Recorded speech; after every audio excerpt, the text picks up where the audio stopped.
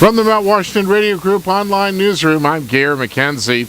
Conway police say a judge has set bail at $100,000 cash for a 50-year-old Conway man accused in a sexual assault case. Lieutenant Chris Burley says officers arrested David F. Brochu at his home on High Point Road without incident Saturday night after investigating a case of sexual assault that allegedly included physical assault and a gun. The unidentified adult victim first reported the incident to a medical professional and then police. Burley says there's no danger to the general public. Brochu was charged with 3 counts of aggravated felonious sexual assault, 1 count of second-degree assault, and 1 count of criminal threatening with a deadly weapon. The maximum for the charges, if convicted, is more than 80 years in prison. He was being held at the Carroll County Jail in Ossipee and appeared before a district court judge in Conway yesterday. He's scheduled for a probable cause hearing next week.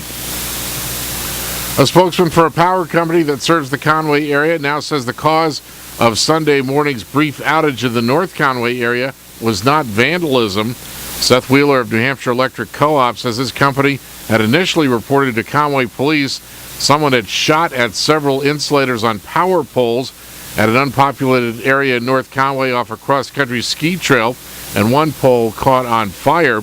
Wheeler now says preliminary information was not correct, and it appears a tree fell on a span of wire, causing insulators on several spans to crack and break, making it appear as if they'd been damaged by bullets.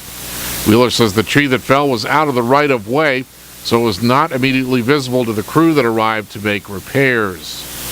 We were able to restore power pretty quickly by rerouting power around the Conway substation, but it caused pretty serious damage to that 1 pole, and also a potentially dangerous situation, not only just the inconvenience of the power outage, but we've got to have our line workers go restore power and replace that pole while the line is still hot, so there's a safety aspect to that as well. Just more than 3,000 customers lost power shortly before 7:30 Sunday morning. It was restored about an hour later. The fire chief in Conway requests homeowners who live on private roads or have long driveways make sure they're properly plowed, cleared, salted, and sanded to allow access for emergency vehicles. Steve Solomon says his fire trucks are 8.5 feet wide, and if they can't get up a hill that hasn't been sanded or into a driveway that's too narrow, they won't be able to respond. An animal shelter in Conway is asking for information after taking custody of 2 boxer pit bull mixed dogs this weekend. The executive director of the Conway Area Humane Society, Virginia Moore, says the dogs underwent 4 hours of emergency surgery at the shelter after they were found on Eaton Road Saturday afternoon with their snouts full of porcupine quills.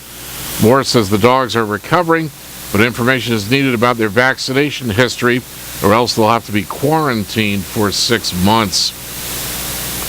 In Maine news, Governor Paul LePage is asking for federal disaster relief for all 16 counties in Maine for damage from the ice storm in December. LePage said yesterday the request documents more than $1.8 million in damage from the ice storm that knocked out power to more than 160,000 homes and businesses and left many in the dark for a week. He says the state continues to work with the Federal Emergency Management Agency to verify additional damage. The governor says the request is just now being made because of red tape. He says he's disappointed that under federal policy, much of the cost of sanding and salting roads was deemed ineligible for assistance.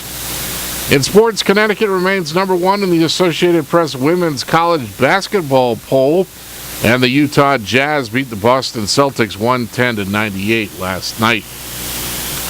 In the weather, partly sunny this morning, then cloudy with a slight chance of snow showers this afternoon. Highs of the lower 20s. West winds around 10 miles per hour. Partly cloudy tonight. Lows around 6 above. West winds around 10 miles per hour in the evening, becoming light. And cloudy with a chance of snow showers in the morning Wednesday.